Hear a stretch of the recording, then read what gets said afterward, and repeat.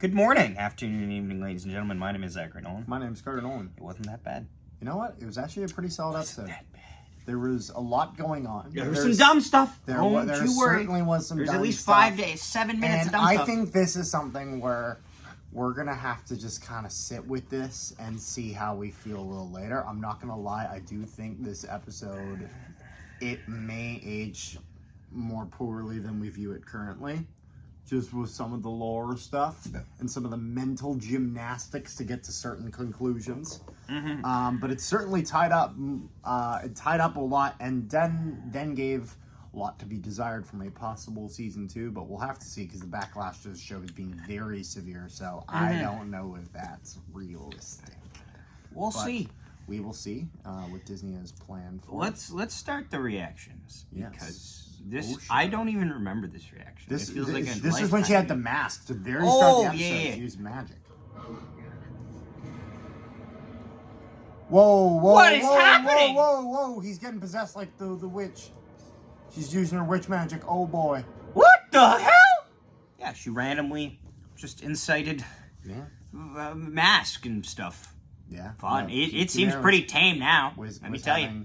A problem, and now this has got to be my most exciting moment of the episode right here. This was it, because right as they're leaving, them being Osha and Kimir, which Osha finally is starting to have, some character. Yeah, she's actually like kind of interesting in this episode. It kind of sucks that she's been an absolutely terrible character up until now. And May still doesn't make any sense. May's bad. May's a bad character. And it's been funny, because originally it seemed like May was more interesting. Yeah, now it's and then they very, completely done flip reversed it. Yeah. That has to be Darth Plagueis. It has to be. I'll put it this way: she's still miles better than what she was. Oh! Whoa! Whoa! Whoa! Whoa! Whoa! Whoa! Who is that? Whoa! Oh! Darth Plagueis! Oh my God, he's immune! That's Darth Plagueis! Oh my God! No f***ing way! And now, here's the thing. Just gonna let you cook on this. When it comes to... So, first of all, that's exactly what Plagueis looks like. Literally, because he is a immune species, like the banking clan. Yes. That is exactly from from tons of pictures, that looks exactly like Plagueis.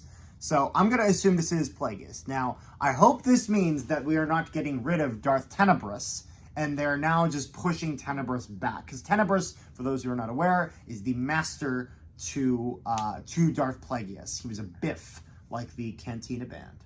That was his species.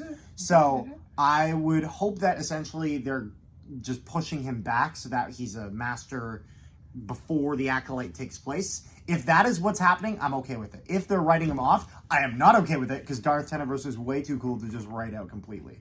Now, I will say, one of those two, if there's a possible season 2, Kimir or Osha, has to die pretty quickly, because Darth Plagueis was pretty strict on the rule of 2. So, So, here's my question, and I feel like the math starts to add up here. Mm-hmm. Osha and May. Uh-huh. Plagueis have a hand in that? It's possible. Now, one thing in Legends is that Darth Plagueis does learn the possibility to create life from, witches and other inspirations. He doesn't take it from one place. Mm-hmm. So I know they're definitely using this as kind of part of that, which goes towards eventually the creation of Anakin Skywalker. But Plagueis is such a delicate character, and you have to be very careful, which is why I'm okay that they just had him do an appearance. Okay. Speaking of appearing and disappearing, here's Kimir just having a lot of fun.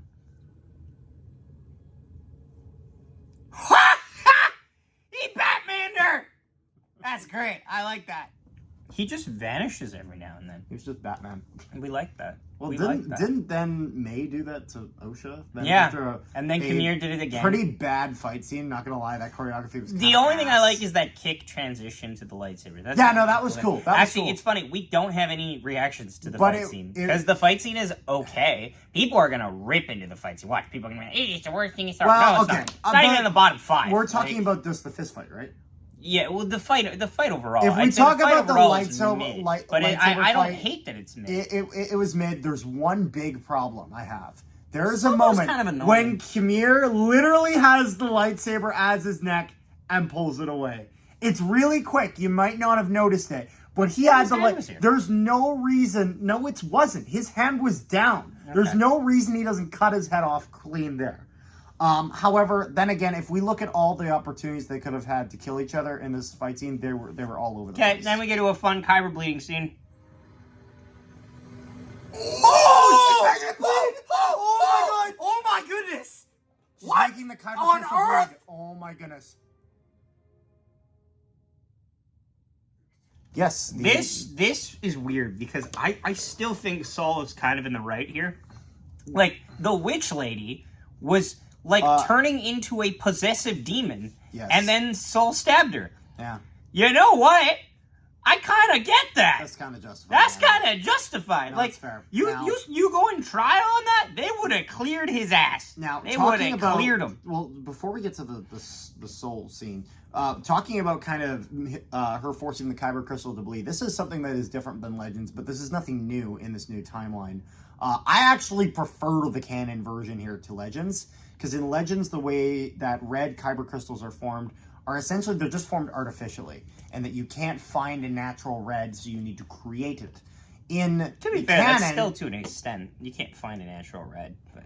No, but the difference is that in the canon, instead of having not a Kyber crystal at all and making it into a Kyber crystal, you have a Kyber crystal and you're using the Force to force the Kyber crystal to bleed. And then obviously Ahsoka would do the opposite operation to get her white lightsabers. I think this is a really cool piece of lore, and I'm cool with it. Yes. But now what would she then? She murdered Saul. Not even with the lightsaber. Ooh, Force choke. What? Oh my god!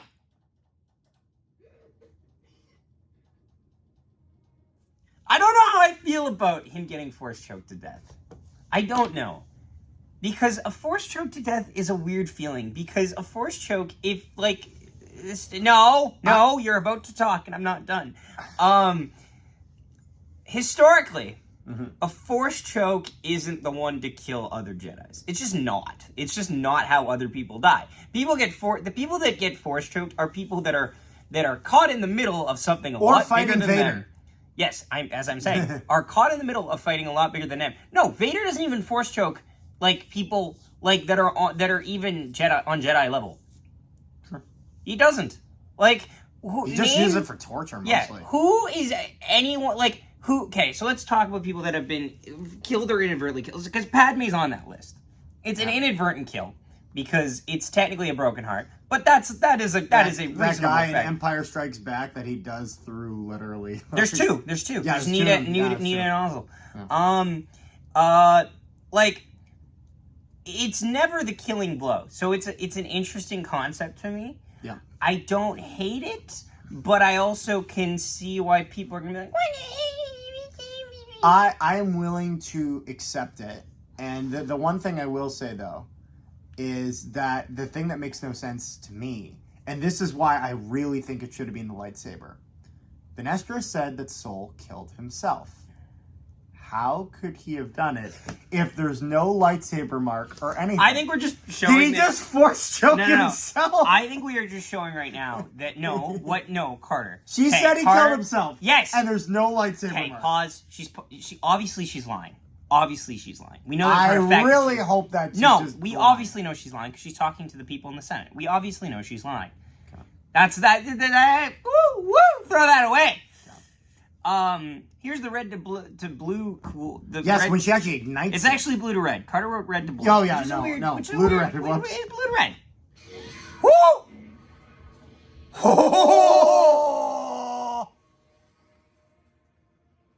Oh, but it's uneasy.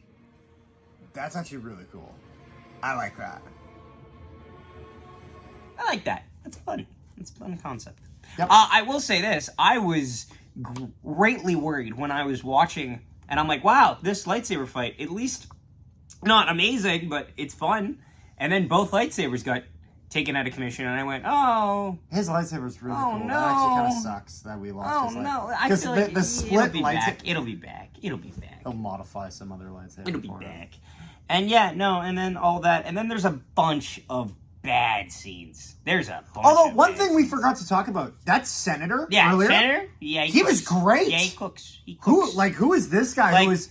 Because I'm okay with the idea that the Jedi, as much as like in the sense of that, I don't think they're portrayed as the villains. I think they're portrayed as kind of not as high and mighty as they portray themselves. I will say this, and very flawed. Like for example, Sol. Good character. He is a flawed Jedi. He absolutely is. I mean, at the end, he basically says, "I love you," because he's getting pulled by his emotions, which eventually is kind of the end of him. Which actually is kind of a decent full circle ending for Sol. Like, I actually think Sol as a character works well. There are too many times where it's just, oh, you know. I will say this though. Too much of that. I will say this, but like it's funny because people like are like criticizing the Jedi. And I have to say, it doesn't get the point across at all when it's anyone other than the senator doing it, because everything just feels that's true. Because when the senator says it, it feels realer. It feels genuine, and it feels like it's not just some stupid, I don't understand you, but you suck. It's an actual, like, listen, I don't really like your institution. Yes. And this is where, and I think it also works well because we have to remember, by the time that the Phantom Menace comes along, the Jedi is so ingrained with the politics that it gets in the way of things that that this makes sense that the natural progression is someone like this guy who's like, you know what? Maybe they have too much independence. Maybe there's too much of this. And he gives X, Y, and Z on why, and to actually back up his reasoning. And so then it kind of makes a natural transition to episode 1. So I'm okay with it in that sense. Yeah, and then we get our final reaction, which is Yoda. We need to talk. Yes! Okay. It's fun.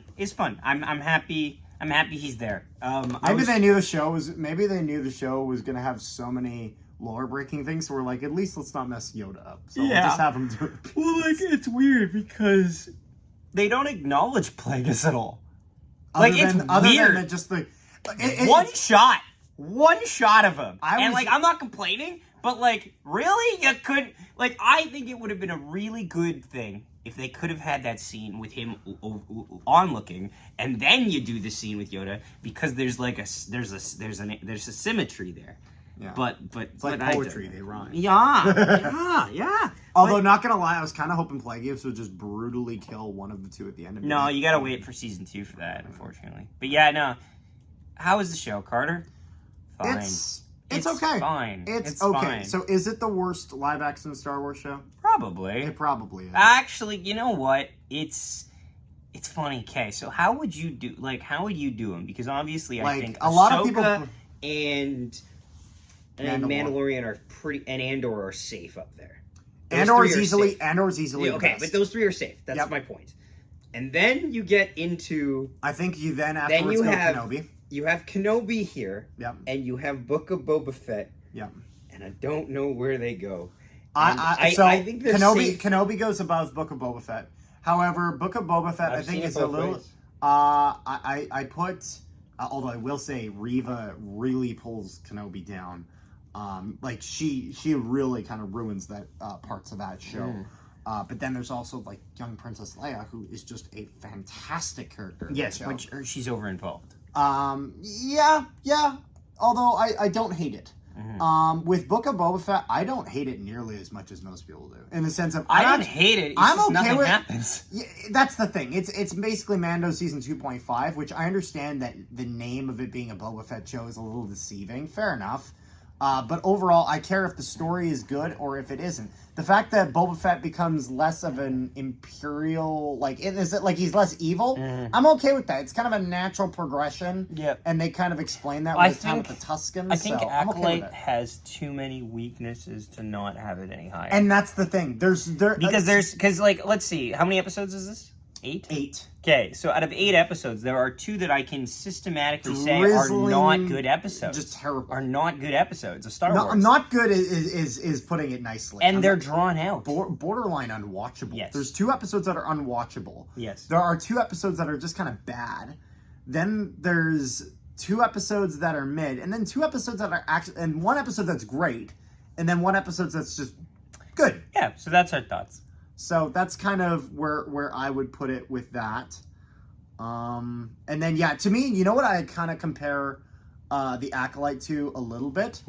It's similar in some aspects a little bit to Attack of the Clones in the sense of that the highest highs are pretty good, Yeah. but the lowest lows are also very bad. You don't want to watch. They're much worse than Attack of the Clones in terms of the lowest lows. Mhm. But it's kind of the same idea. Yeah, that's our thoughts. I'm tired.